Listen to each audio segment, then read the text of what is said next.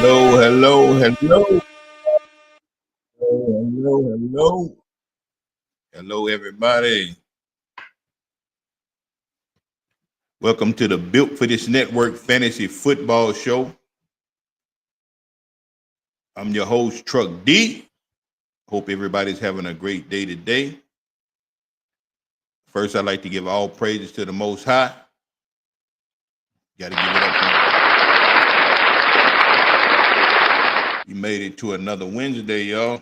Another week in the books. We still above ground, y'all. So I'd like to thank everyone for joining in the show today. I'm your host, Truck D. Today, we're going to do a little something different with the show because it's really a slow fantasy football week. This is a draft week for most of the leagues. And while I'm on the subject of draft week, I like to remind everybody that the draft is this weekend. A draft note, I had to reschedule the draft date and time. There was a scheduling conflict. Originally, it was scheduled for Saturday.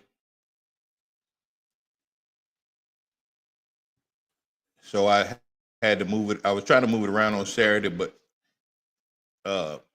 it kept interfering with things that people were doing. So I just moved it to Sunday. So the draft would be Sunday instead of Saturday. So I moved it Sunday.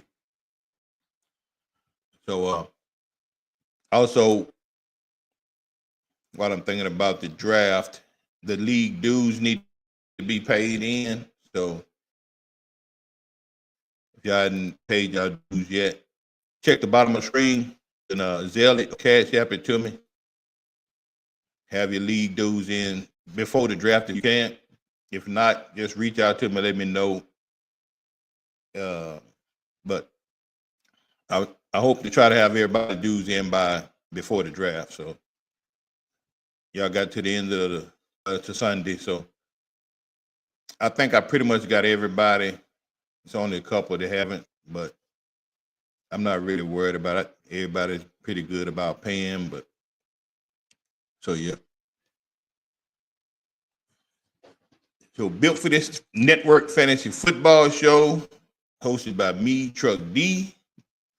Welcome out everybody tonight. So to set the show, of course, I'm gonna do the traditional way. We start off by introducing the chat room. See what I talk about the chat room, and so they Naughty asked me what was my top 5 fantasy picks for this year. I'm gonna do you one better, Naughty. I'm gonna do the top 5 fantasy picks for each position. And I'm gonna do that later on. That's gonna be something for later on in the show. I'll probably end the show with that. But I'm gonna do something different with the show today, since we got time. Today is really like a throwaway day. So what I'm gonna do today, I'm gonna use today's show to defend my dude. I'm gonna defend my dude today. I never, I never got a chance to defend my dude. Like I have with some people. I've tried with some people defending my dude, and but I feel like I need to defend my dude to the world. Now since I got me a platform, I think I want to defend my dude to everybody, to the world. So that's what I'm gonna do for the most part of the show. So I'm gonna do the traditional, like I said. Shout out to my chat room to start the show off. You can see if what y'all got to say, what y'all talking about, and then I'm gonna defend my dude.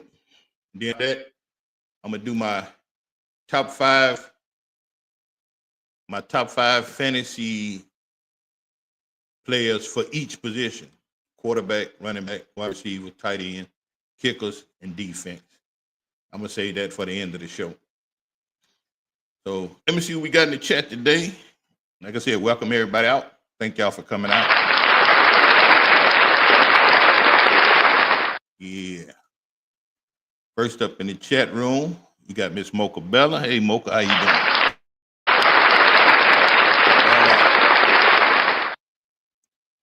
Next up, we got one of our former champions, DJ 12. What up, 12? First year champion of the fantasy football. What up, 12? Welcome into the show, Tony Sanchez. What up, T-Man? T-Man. You got Mr. Raider for Life in the show today. What up, Raider for Life?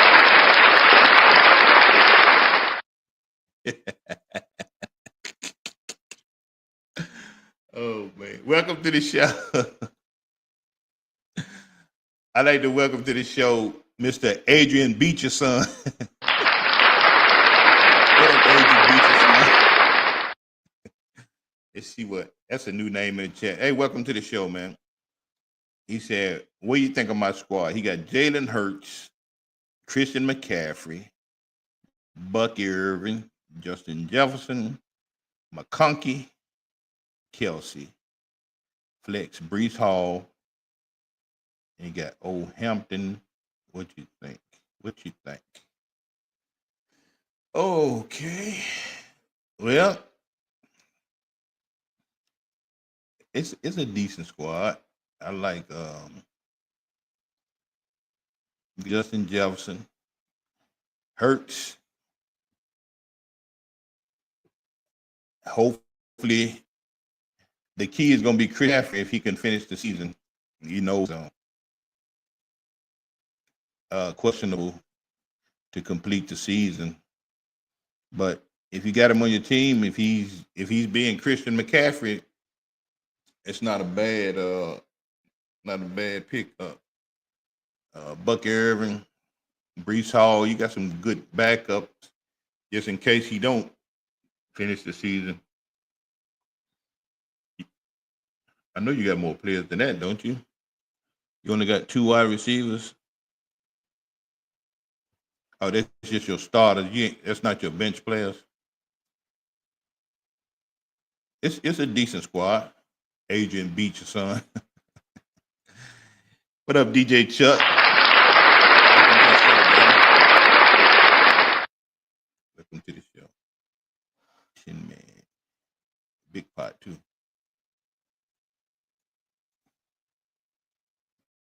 They the same show, Mocha. They just on 2 different platforms. It's the same show, but it's on separate platforms. That's all it is. It's not 2 going on at the same time. But appreciate that though. Welcome, Jungle Brother, to the show.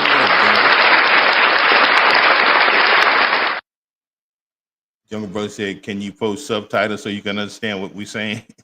Why would I do that, Jungle? You can't read anyway. Dutter man.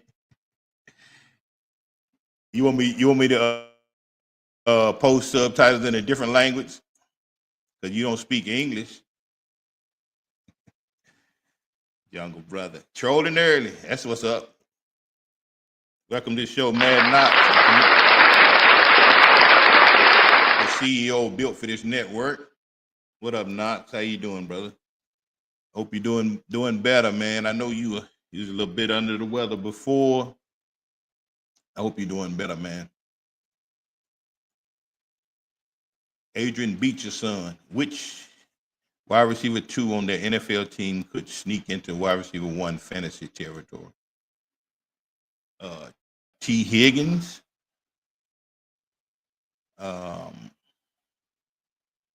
Let's see. See T. Higgins, wide receiver two. Maybe Waddle, Jalen Waddle, maybe. Um, George Pickens. That's about three right there I can think of. Can we get an interpreter for Jack Jenkins? Yeah, Jungle. Yeah, Dutta man. We can get you an interpreter, but you can't get no subtitles because you know you can't read too well.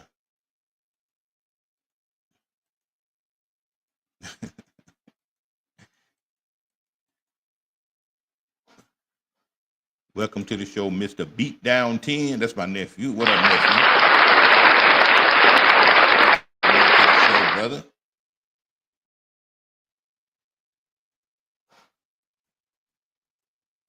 Adrian beat your son. He said, I'm not tripping if he don't. I got Brian Robinson Jr. on my bench, and CMC was my second round. Okay, there you go. You got his backup in case he go down. That was a good deal right there. Pick up his backup, yeah, because you're gonna need to do that. But Brian Robinson Jr. was a good pickup. That was a good one. So you probably safe right there. J.K. Dobbins, Downs, Juwan Jennings, Cooper Kupp, Brian Robinson Jr. and Caleb Williams. You got a decent bench. That's good. I mean, you got quite a bit of running backs. If he do go down, you should be straight. That's another number two, Downs. Downs could be a wide receiver two that could be a number one. That could end up number one.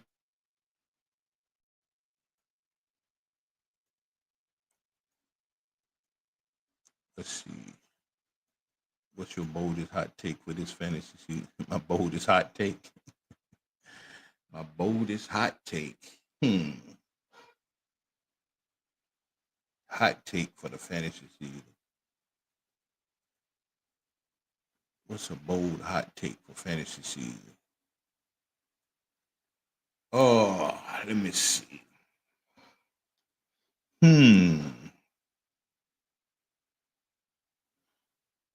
Let's see.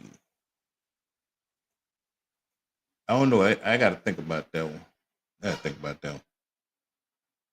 Younger brother, your truck D, can you take the mouthpiece out of your mouth so I can understand what you're saying? Take them earplugs out of your ear so you can hear. Or turn your hearing aid up. Hey, turn your hearing aid up. Jungle. Turn the hearing aid up. Turn up your hearing aid. Jungle. Turn up your hearing aid. Jungle. Can you hear me now? Can you hear me now?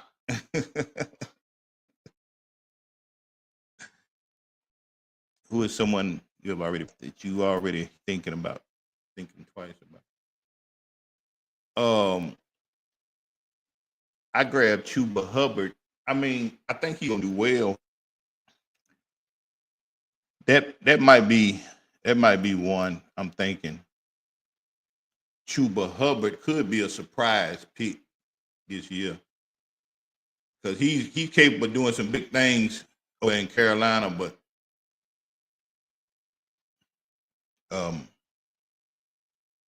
but I'm thinking that's somebody I picked up that I'm kind of thinking twice about. But we'll see. He might be a surprise for this year. Welcome to the show, the great. What up, the great? Hey, you came in just in time, the great. I'm about to defend my dude. I never had a chance to defend him before, and so that's what I'm gonna do for the first part of the show. Thanks for everybody for coming out. Welcome to the chat room, y'all. After this show, almost immediately after this show, me and my partner, Chief Rocker, someone Chief Rocker gonna be doing a show, I Call Your Play show. So hope everybody just hang around for that.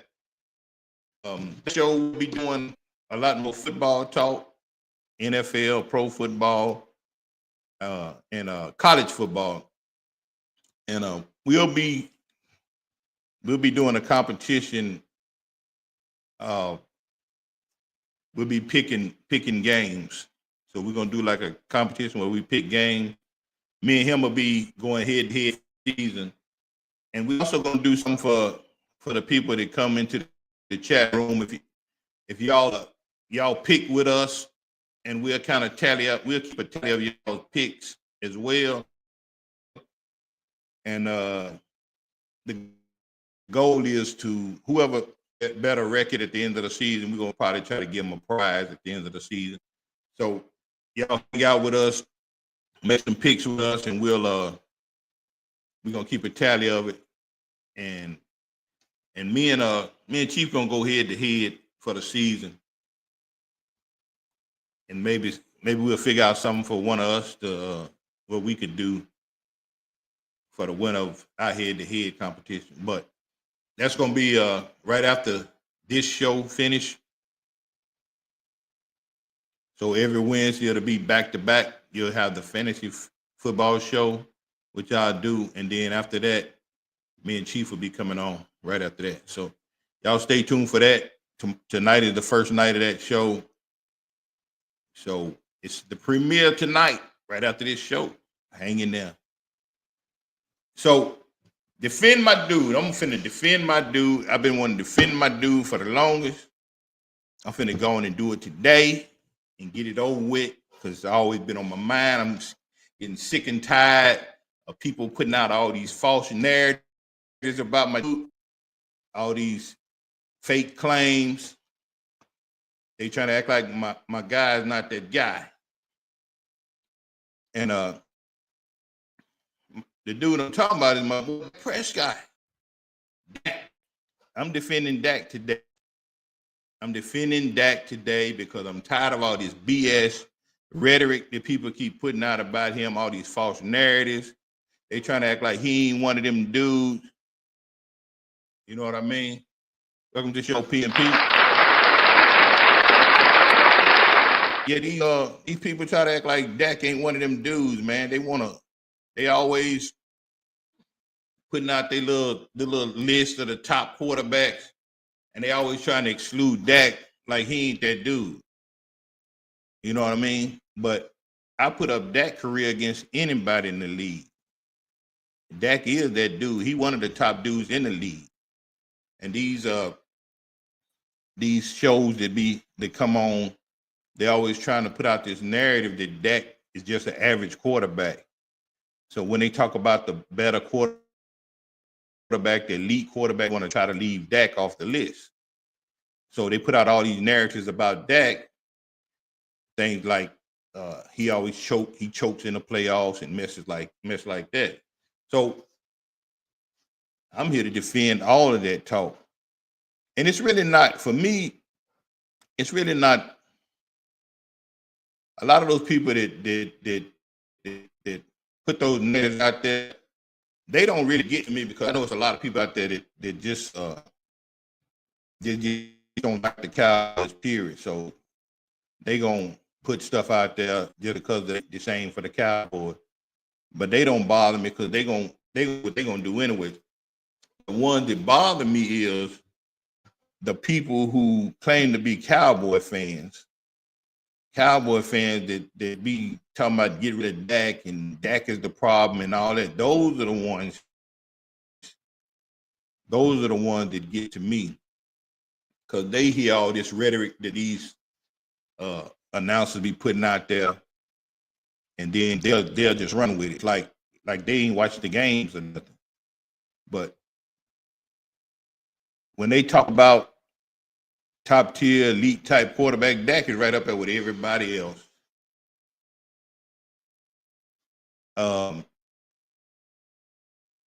Because about here's one of the problems that I have. They don't what they do now. They don't use stats. Nobody go by stats anymore. So the stats don't mean anything. So basically now it's just whatever everybody see. And then the thing is, if you get enough people saying one thing and everybody keeps saying it, then people will start to believe it. So everybody will be believing that Dak is just an average quarterback when people sit up and keep saying Dak's average, Dak's average. And then, but then they pumping up a guy like Josh Allen, like he just all world. But Josh Allen, I like Josh Allen. I ain't this ain't no diss on Josh Allen, nothing like that. Cause I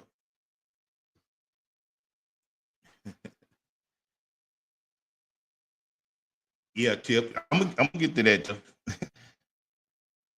Listen, it's Mahomes is in the class of his own, to be honest with you. Mahomes is one of those dudes that they could say, well, he's maybe a little class above the rest because we want to say him got the hardware to prove it. A lot of these cats they try to put above Dak ain't done no more than Dak done. They try to discredit Dak or Dak choking playoffs. Well, what have Josh Allen done in the playoffs? Allen ain't he done win it. He ain't been to the Super Bowl just like that ain't been to the Super Bowl. So how is he so much greater than that? So evidently he's a choke in the playoffs too. If he ain't making it to the Super Bowl, so they talk about him like he's so great, but he ain't done no more than Dak done.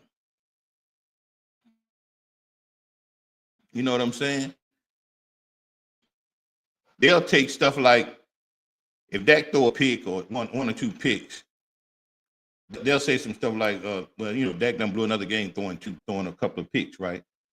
Josh Allen throw 3 or 4 picks, and then the narrative is, he put up a valiant effort. Yeah, but he done turned the ball over 3 or 4 times. I saw a stat. I heard a stat on the radio this morning. It's 2020. Josh Allen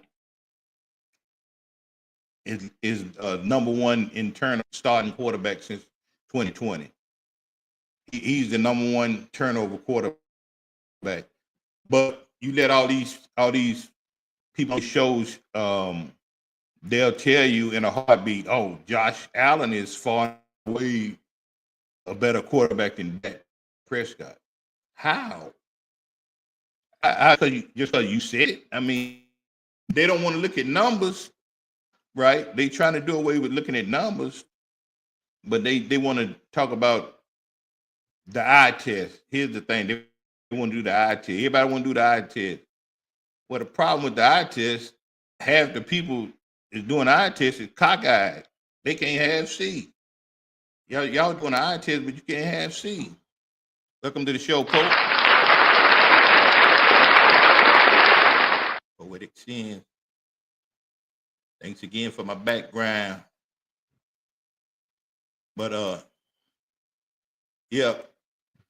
So they run this narrative about Dak, all this negative narrative about Dak about he chokes in the playoff, but I could go through Dak's playoff games and I could tell y'all that these playoff games that Dak be losing is not all Dak's fault.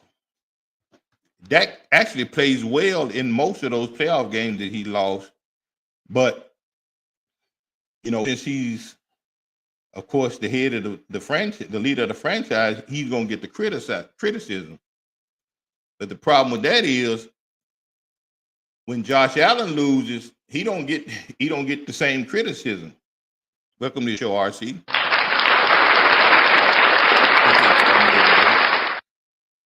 Yeah, Josh Allen don't get the same criticism when he turned the ball over, or take for instance the last playoff game when Dallas played Green Bay, right? the headline read, Dak blows another playoff game, such and such, blah, blah, blah. A lot of people don't know Dak threw for 400 yards that game. He threw 3 touchdowns. Yeah, he threw 2 picks. Okay, so that happens. Picks happen. Yeah, excuse me for a minute.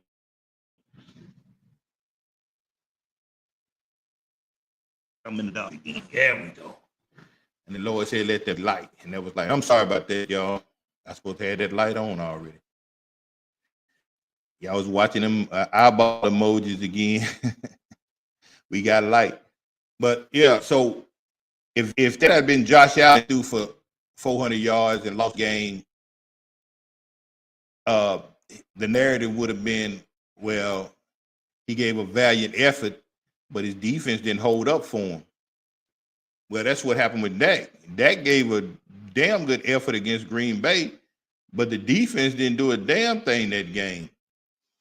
If you go back to that game and you pull up the defensive stats for that game, right? All the major categories, sacks, turnovers, interceptions, pass breakups, stuff like that. All those stat categories probably have a 0 by them against the defense in that game. Dak, yeah, he did mistakes in that game.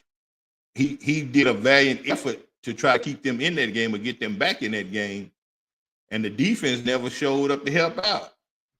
Defense did absolutely nothing in that game to help Dak in that game. But of course, the narrative is Dak loses another playoff game, right? He lost. He been in 5 playoff games that he lost, right? Now, I could argue 4 of those games that the defense cost them games. It was one game that Dak that I really blamed on Dak that we lost in the playoffs.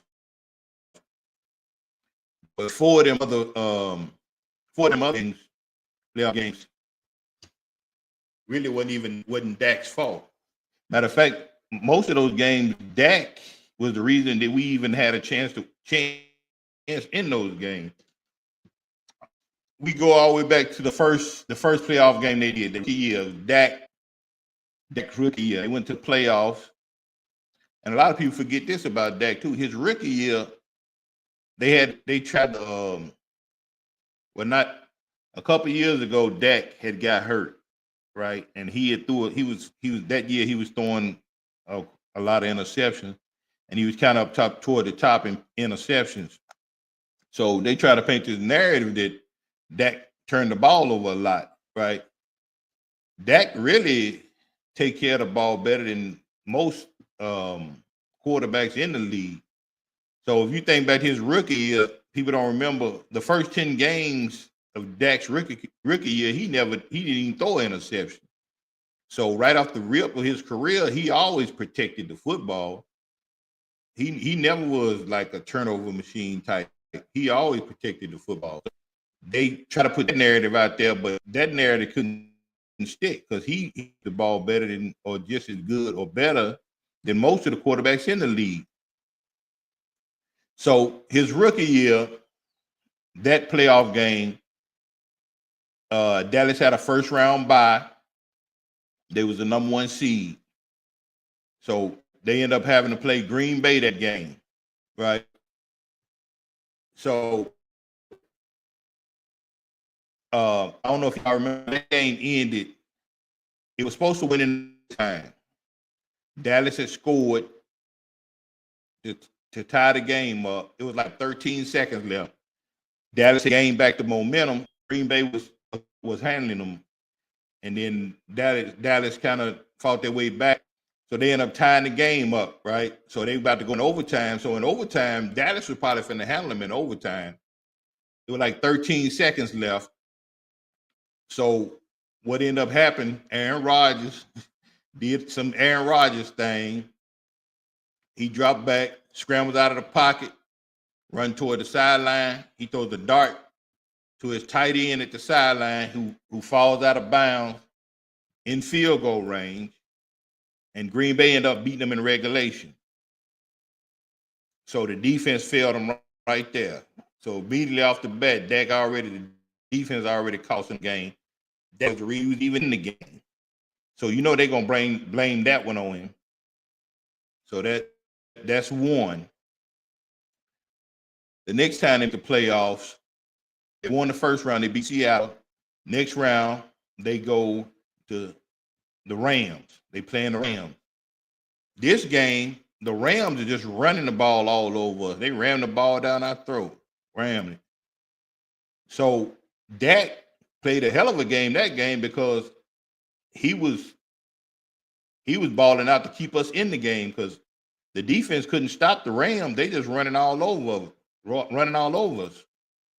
So the way that game came down to it was basically whoever get the ball last was going to win that game. What happened was it's 3rd and 1, 3rd and 2, something like that. The 2-minute warning it hit. Dallas was out of timeout, so they had to make a stop right here. They stop right here, get the ball. Dallas get the ball back, then Dak get to do his thing and try to hit, get them either win a game or out of game. I think they was just down a field or something at the time. 3rd down, they call a play.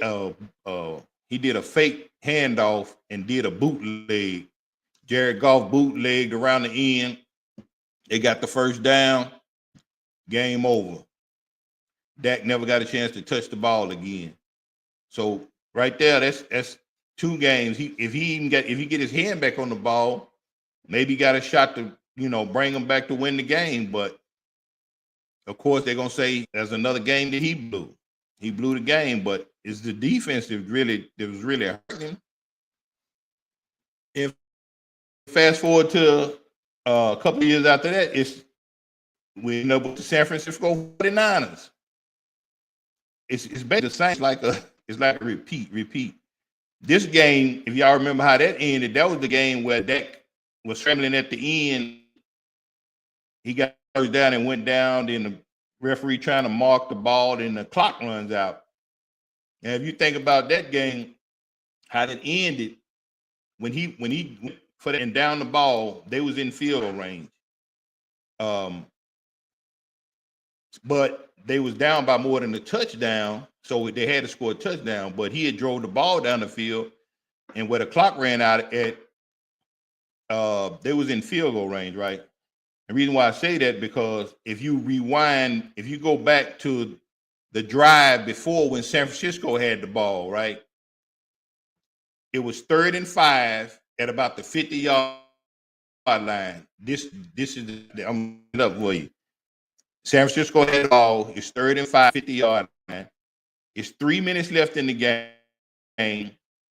Dallas was down by either a field goal or 2 points or something. Whatever it was, they needed a field goal either to tie or win it. It was only down a field goal. It's 3rd and 5, 3 minutes left in the game.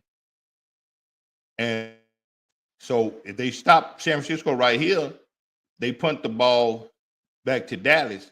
If you think about the way the game ended, Dak drove them down the field. He at least got in the field goal range. He at least would have been able to kick a field goal with 3 minutes left in the game. They get the ball back. He at least could have kicked the field goal and at least tied. I think they probably would have won the game. But what ended up happening was 3rd and 5. The defense jumps offside. San Francisco gets the automatic 1st down. They move the ball in the field goal range. They run 2 more minutes off the clock. They kick field goal. So now Dak got 1 minute. Welcome to the show, Chief. So now Dak only got 1 minute to drive the ball down the field. And now he got to score a touchdown as opposed to kicking a field goal. So once again, his defense failed him again. So we know how that ended. He ended up scrambling at the end. Trying to score, and they ran out of time. So that's 3 times the defense failed him. But they're gonna say Dak blew another game. They're gonna blame that one on Dak too. Now the next season they played San Francisco again. Now that game I blame that one on. That was a Dak game. He blew that game, in my opinion. Right at halftime, I do that time. scored 6-6. We was driving. We was already in field goal range. We was gonna get 3 out of it to be up 3 at halftime. Dak, he probably threw the worst pick I ever seen him throw. He threw a pick. He was trying to force the ball into CeeDee Lamb, and they end up intercepting the ball. San Francisco drive the other way. They end up kicking the field goal, and they was all downhill from there. They pretty much Dallas never recovered from that game. Now I blame Dak for that game, right? And then I already said about the Green Bay game.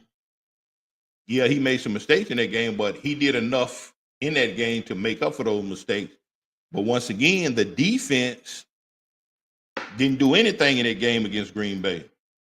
So, for the most part, when people talk about Dallas hadn't won since '95 or whatever, they always want to keep blaming it on our quarterbacks or our offense or whatever. But the real reason Dallas hadn't won all these years because our defenses, we ain't had no hardcore defenses since 1995. We only done had 2 great defensive players since then, DeMarcus Ware and now Michael Parsons. From ever since back then until now, only 2 solid, great defensive players that we done had over that span that we hadn't been to the Super Bowl. That's the reason why we hadn't been back to the Super Bowl, because our defenses hadn't been up to par. Every year we just keep rebuilding the offense. Every so year we had Romo for all them years. We got Dak now for all these years. We kind of was in turmoil with quarterbacks after Troy Aikman left. Right? We was in turmoil with quarterbacks then. And we finally got Romo. Romo was solid for a while, but he kept having the same problem as Dak. Romo put up 30-something points, but the defense would give up 40. Right? So if you got a quarterback and you scoring 30-something points a game, you should win the majority of the game, which they did win a lot of games. But when you go to the playoffs, everything tightens up. You can't be giving them no 40 points in the playoff, because your offense ain't gonna score 30 points in the playoffs every game. You know what I'm saying? So you're gonna be playing against buckled down defense. So when the other team defense buckled down on your offense, and then your defense is still letting their offense run wild, I mean, that's basically it. So over the years, our quarterbacks ain't been the problem. Romo wasn't the problem when we was losing in the playoffs. Dak not the problem when we lose in the playoffs. Our defense has been the problem since 1995. Like I said, we done had 2 great defensive players over the last 30 years. Michael Parsons, DeMarcus Ware, that's it. That's basically it. Our defense has been the problem. And I stand on that. I defend my dude, Dak. Dak, if you listening, hey, you are one of the elites of this league. They can say what they want to say about you. You can do everything all them other quarterbacks can do. Everything you try to say, then other quarterbacks are supposed to be so great or elite.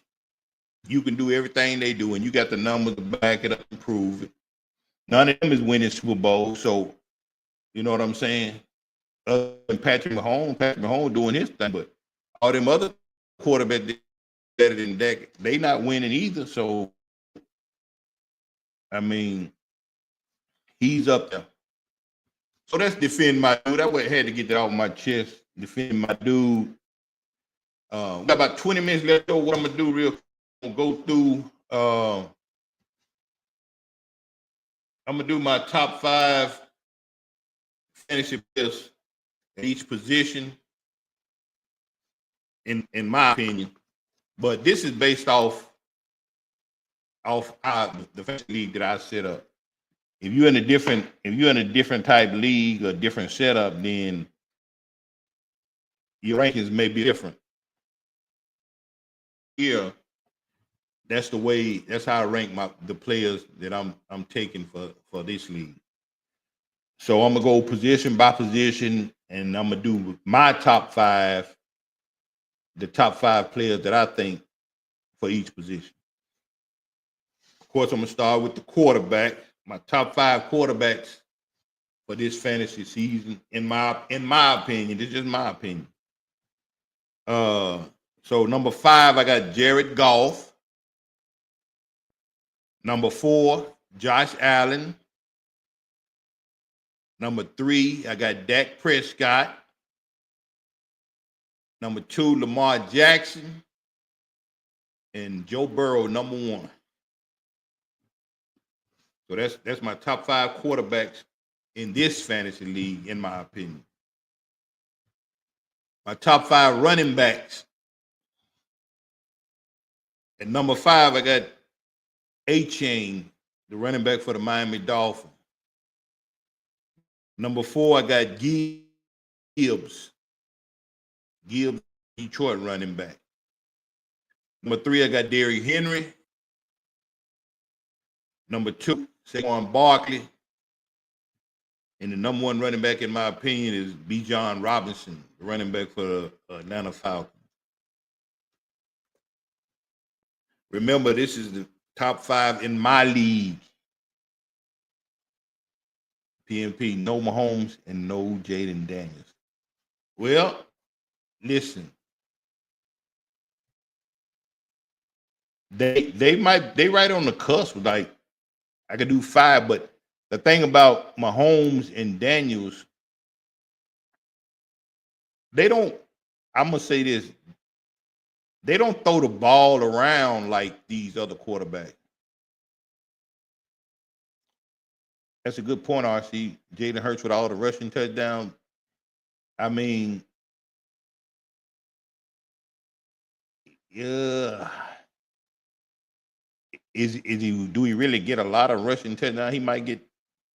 Is it really a lot of rushing touchdowns? It ain't like he getting 30 or 40 rushing touchdowns.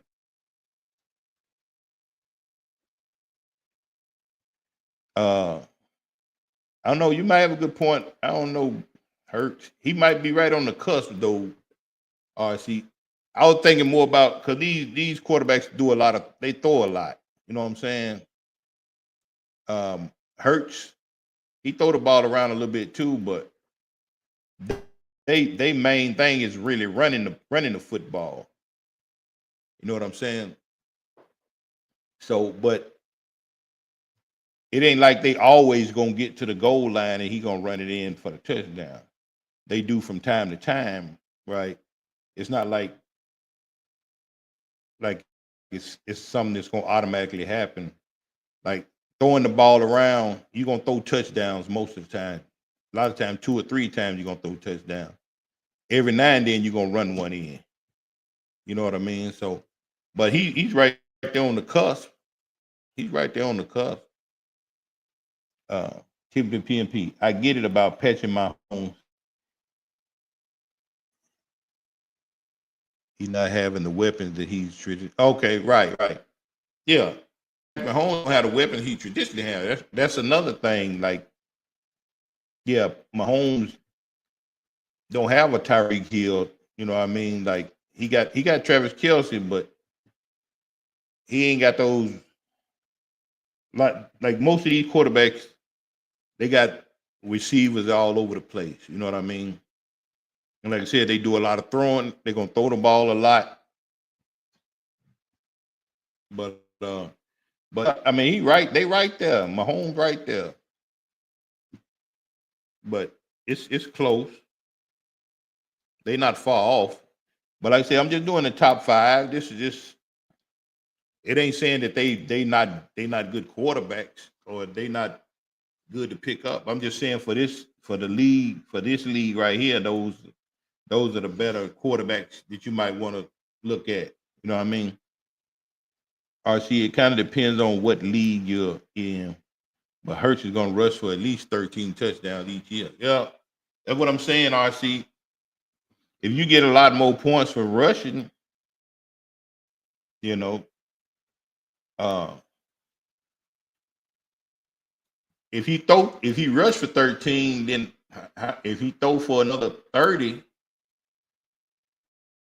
then that'd be a good balance. But if he rushed for 13 and throw for 15, that ain't a lot of scoring. That ain't a lot of touchdown scoring. If he's throwing for 30 plus and he rushing for 13, that's a good. You know what I'm saying? That's what Lamar gonna give you. Lamar, he probably gonna throw for 30 and then run for another 10, 10 touchdowns or whatever. But Hurts can throw for 30 because he got two good receivers. Or so yeah. Like I said, this is my list. Every list is all debatable. You know what I mean? But for the wide receivers, my top 5 wide receivers, I got it. Number 5, I got Justin Jefferson. Number 4, I got Nico Collins. Number 3, Puka Nacua. Number 2, CeeDee Lamb. And number 1 is Jamar Chase. I mean, those names right there, you can kind of switch them up from position. You know what I mean? You can kind of change them around, but that's just the order I got them in. Chase, Lamb, Puka Nacua, Collins, and Jefferson. Tight ends. And number 5 tight end, I got Laporta from Detroit. George Kittle, number 4. Number 3, Njoku. I think Njoku is underrated as a tight end spot. But Njoku is big time tight end. Number 2, McBride. And number 1 is Brock Bowers. Brock Bowers last year as a rookie put up some wide receiver numbers. So I got him at number 1. Kicker. I know people don't care too much about kicker, but in this league, kickers are important. You know what I mean? So at number 5, I got Will Lutz. I think he kicker for Denver. Yeah, Denver Broncos. I got McLaughlin, the kicker for the Tampa Bay Buccaneers, at number 4. At number 3, I got Fairburn, the kicker for Houston. Number 2, I got Dicker, the kicker for the Chargers. And the number 1 kicker, I got Aubrey, the kicker for the Dallas Cowboys. That's my top 5 kickers. And last but not least, my top 5 defenses in this fantasy league. I agree with your wide receivers. Look out for Neighbors in New York. Okay, yeah. He's up and coming, man. He right there. I didn't forget about him. But it's hard to break into that top 5. But he on his way, though. Top 5 defenses. Number 5, I got the Rams. Number 4, Pittsburgh Steelers. Number 3, Minnesota Vikings. Number 2, Philadelphia Eagles. And my top defense this year, I think, is the Denver Broncos. Top 5 defenses. Broncos, Philadelphia, Minnesota, Pittsburgh, and the Rams. So that's my top 5 fantasy players for each position. I don't know. They might change as the season go on. But that's all I got for you, yo. So that's gonna do it for the. I'm gonna wrap the show up. Me and my partner, we about to get ready for our second show. I hope y'all join us in the second show. Me and number 1 Chief Rocker, Call Your Play show. I'm gonna close this show out. We're gonna take a little break. Y'all stay tuned. We'll come back and y'all join us for the next show. We appreciate y'all. I love y'all. Y'all stay safe. God bless each and every one of y'all. Y'all have a good evening. And I'll see y'all at the next show. Peace out. Thank y'all. Love y'all.